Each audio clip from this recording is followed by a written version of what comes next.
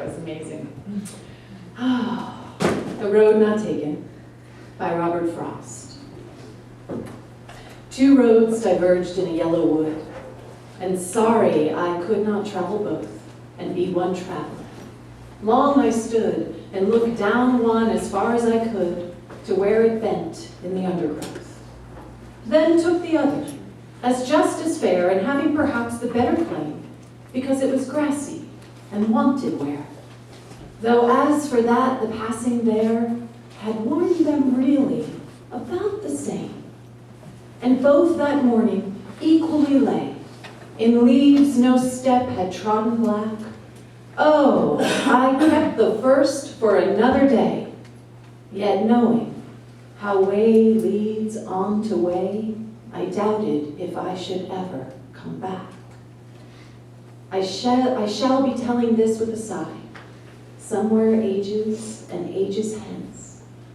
Two roads diverged in a wood, and I took the one less traveled by, and that has made all the difference.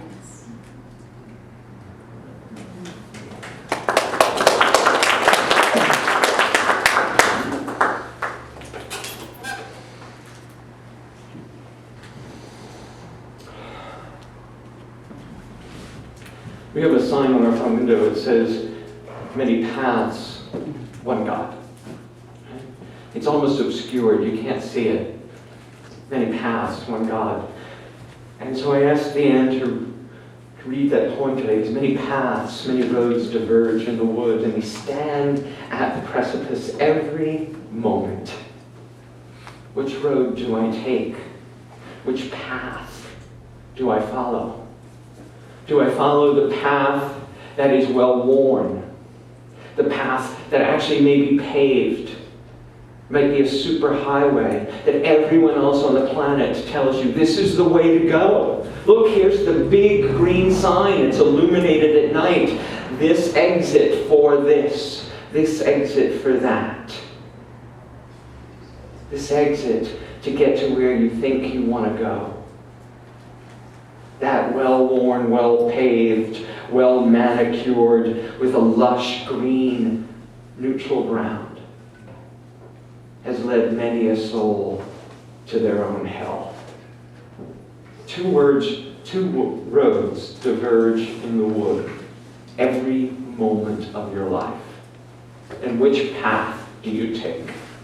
Do you take the one that the world tells you is the right way to be? Or do you do the hard work?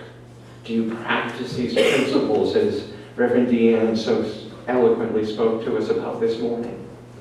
And love what is. To forge your own path through what life can be and what life has in store for you. I know the answer for all of you because you're sitting here. Unity is not an easy path. We require of you to come fully to the game. We require of you to look at everything that is in your consciousness, everything that is in your heart, and say, am I really living up to my principles, to the things I espouse, and to examine it and change? You are sitting here today because you are ready to change. You are sitting here today because you are committed to the planet being different, to the world cooperating with what life is. We are studying this book, Loving What Is, by Byron Katie. And if you were here last week, you know that it is not an easy path. It is not the road most traveled, but it is the road that is traveled by all the great avatars of life. Jesus and the Buddha and Krishna and so many other mystics have walked this road of loving what is. Taking that path to wherever you are in your life and whatever has come up for you, to love it, to appreciate it, and to demand to see the good in it, to demand to know the truth of it, to stand in front of the cancer diagnosis and say, good for me. Good for me. That I will step into this process, this thing called life, fully and completely, and not run from it and not stand there and scream, it shouldn't be this way. Because guess what? It is. It is what is. And do I fight reality or do I love it? Right? It sounds so simple in our principles. There's only one God and one presence active in the universe and in my life. One. But not cancer. There's only one, but not that behavior. There's only one, but not when they fire me. The boss is evil. Right? Well, where is our principle in that? Where is our truth in our knowing? Now, some of you sitting here today may be saying, Dr. Ken, because I know I sit here and say it, so I know you're saying it because I have the same thought. I've done this already, right? I've done this work. I read the book. I got it. Right? Well, you may be. I'll give you this. Right? I went through ministerial school. I thought I had it. So 3 years it was supposed to be done. Right? Phew, just the beginning. You may be 99% complete. Right? You may have 99% of your work done. But in that 1% you haven't finished yet, lies 100% of your pain. In that 1% lies 100% of your anguish, your depression, your hopelessness, your anger, your fear. So when you say, oh, I got this, beware. That 1% is still calling you to heal. The planet needs all of us, each and every one of us, to heal. Byron Katie says, we're always trying to change the projected rather than the projector. Right? We always look out in the world and see everything that's wrong with it. And the work of Byron Katie is about clearing the projector. If I want this to be different, I've got to fix the PowerPoint on my computer. I can't go up to the computer screen and erase it. Well, it's the same thing in our lives. If we want that person we're in relationship with to be different, guess who has to be different? Guess who has to see it different? Guess who has to examine their belief system and know it differently? Last week we talked about the path, the work of Byron Katie. And we worked on it together in our salon, which is going to happen again today downstairs. I invite each and every one of you to stay. If it's each and every one of you stays, we'll do it up here. But it's the work. We filled out a Judge Your Neighbor worksheet. Boy, that was a lot of fun. You get a piece of paper from me, and you literally get to write down all those nasty thoughts you think about somebody else. Right? Judge your neighbor, write it down. Ask 4 questions and turn it around. The 4 questions are, is it true? So when you think someone else should be doing something, you can ask yourself, is that true?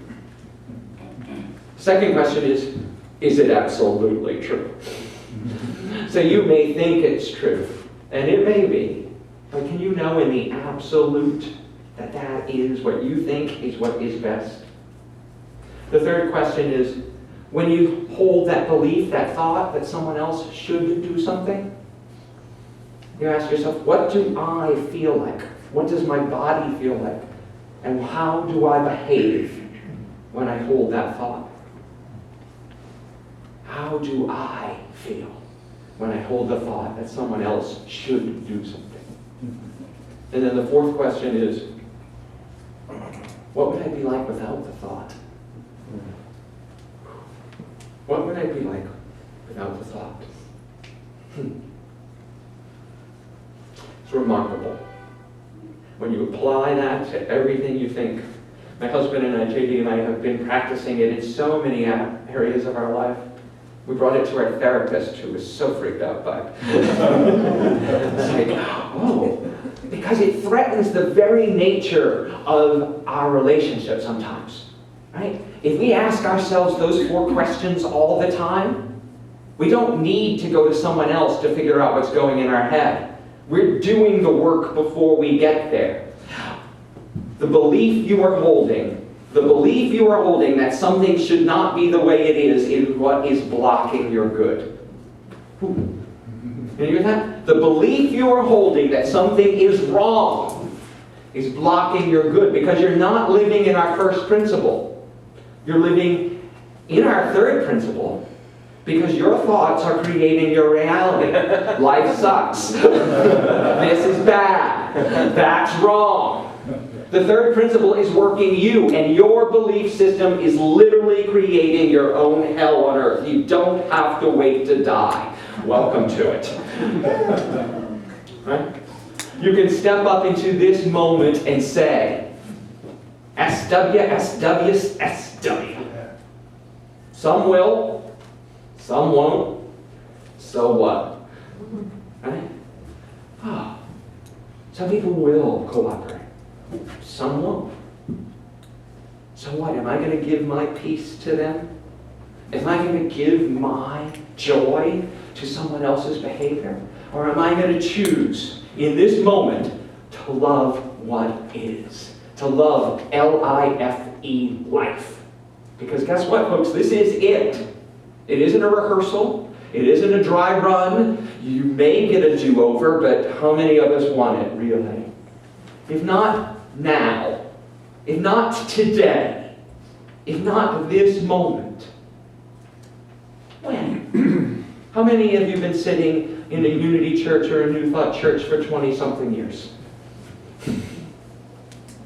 Can today be the day we actually apply these principles in every aspect of our life? Can today be the day that we set ourselves free? Because when I am holding a thought that you should do something that I haven't been able to do myself, I'm the one in prison. I'm the one in chains. I'm the one who can't be liberated. When I hold a resentment and say it over and over and over in my head, because of some past behavior of someone, some past behavior, I'm the one reliving it over and over again. That person did it to me once, maybe twice. I've repeated it 100 times in my own consciousness, my own prison of what they should have done. The work of Byron Katie, the work we get to do together, is about 100% forgiveness. 100% forgiveness, because whatever happens can be for me. It doesn't happen to me. I can choose in a car crash, in a diagnosis, in a breakup of a relationship, in a loss of a job, to love what is, and say, I know somehow in this exists my highest good, exists my forgiveness. So I have a small exercise for us, because this is what we all want. 100% forgiveness. Don't you want to be forgiven for everything you've ever done? Yes. Right? Don't you want to know that you are pure and that you're innocent because you did the best you could with what you knew at the moment? Well, everyone else in your life wants the same thing. And your withholding it from them only hurts you.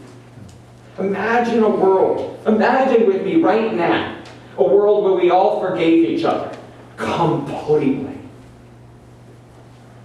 And know the words that Margot sang to her, I need you. I won't harm you with words from my mouth or thoughts in my head.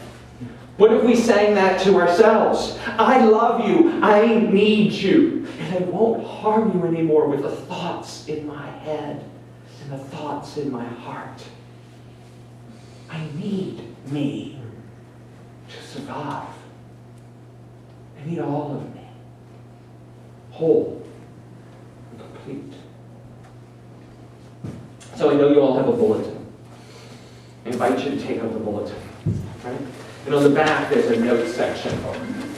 Right here, there's a beautiful section with notes. And if you haven't already started to fill it out, I invite you to draw a line down the middle of your notes section. Right? So it's absolutely divided half and half. And on the left-hand side of your notes section, I invite you now to write down just one or two words on each line. What's the worst thing anybody could say to you? What's the most hurtful thing that someone could tell you? What's the worst thing that they could call you? What's the worst that they could say about you? Just let your mind go free on that and write down those words as they come to you. Don't censor. Don't be unity correct. What's the worst thing that somebody could tell you? Or call you? Or name you?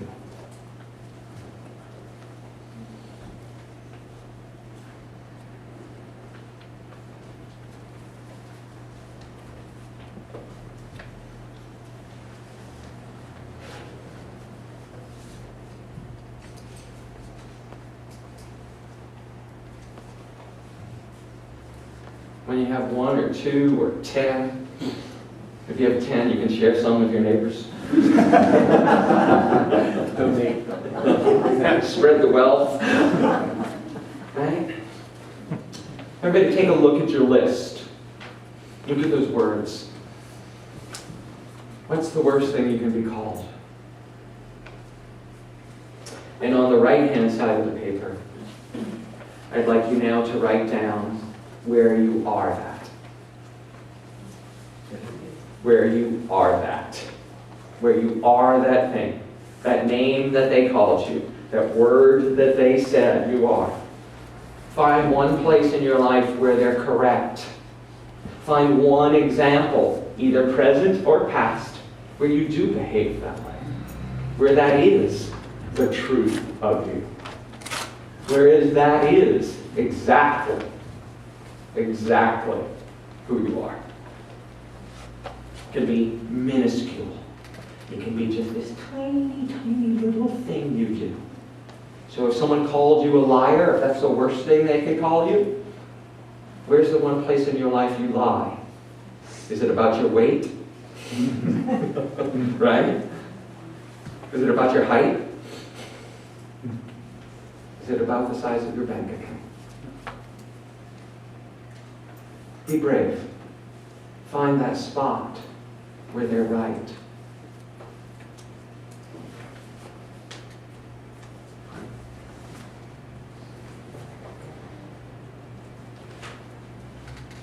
And when you have 1 or 2 or 10,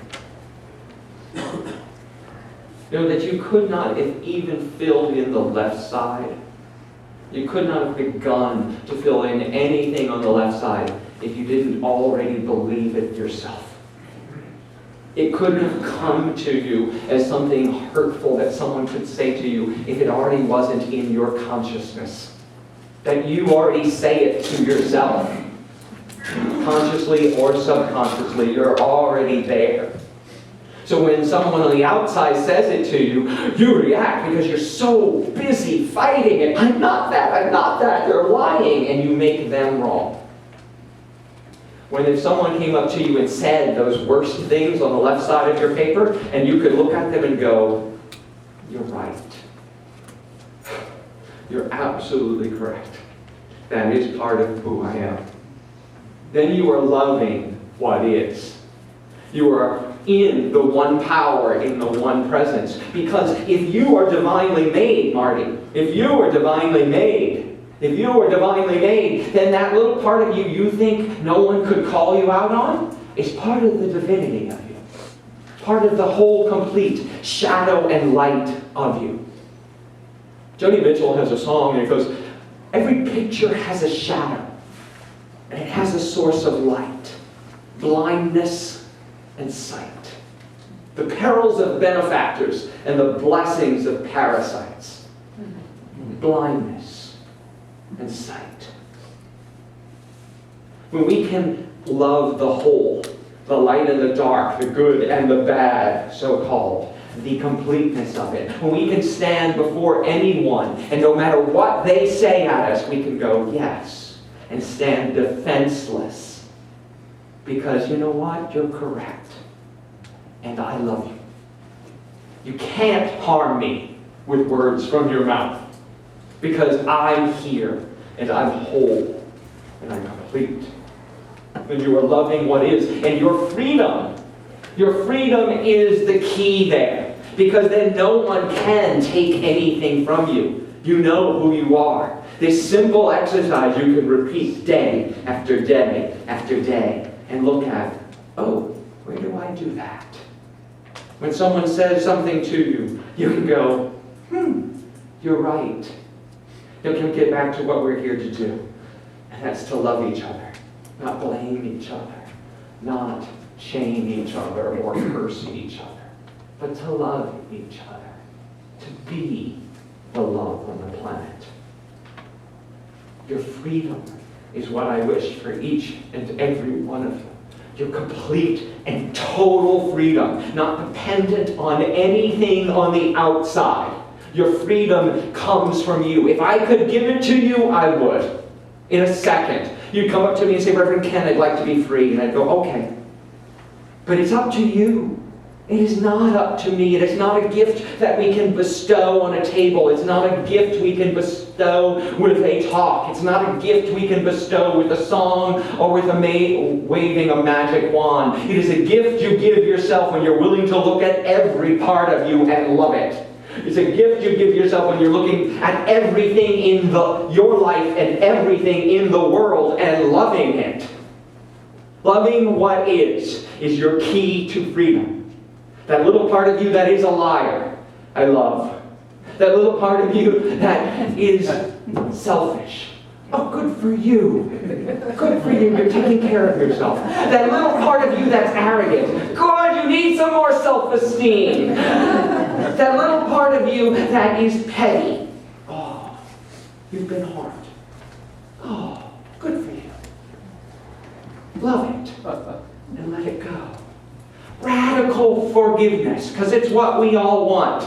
It's what each and every one of us wants. To know the truth together. We are free. Your freedom. If each and every one of you here does this, if one of you here does this, the world is forever changed. When all of us do it together, there will be no holding us back. This is the work of unity. This is the work we are all called to do. And it's no small thing. And you're here today because you're brave. Because you're really brave. Let's take this to our time of meditation.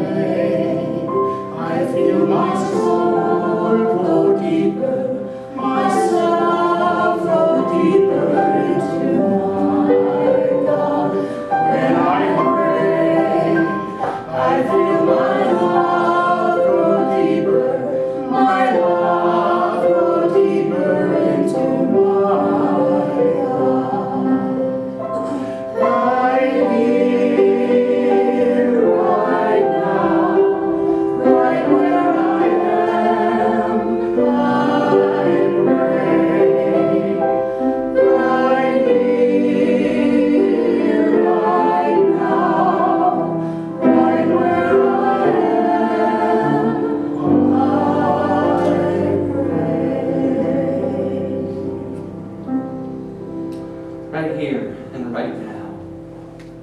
We open ourselves, our hearts and our minds to the unlimited possibility of love.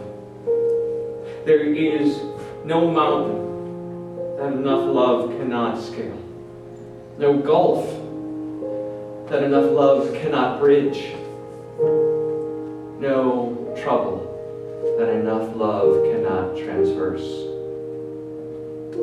No problem that enough love cannot solve. No peace that enough love cannot amplify. And no joy that enough love cannot secure. Right now, as the thoughts of our mind pass in front of us like a train that is rolling out of the station, we love each and every one. We watch the thoughts of our mind, going, isn't that sweet? Isn't that interesting? The practice of meditation is to love what is. Not to solve the problem, but to acknowledge that there is no problem, except in our thinking. My thought is now free to leave the station, to ride away on that train to the nothingness from which it came. Letting each thought leave in a different car, in a different train, bound for a different direction. We love what is. We watch them and we wave. Goodbye. No attachment, no fighting, no resisting what is, but loving all. Loving our thoughts, loving our hearts, loving each other. We sit in the silence.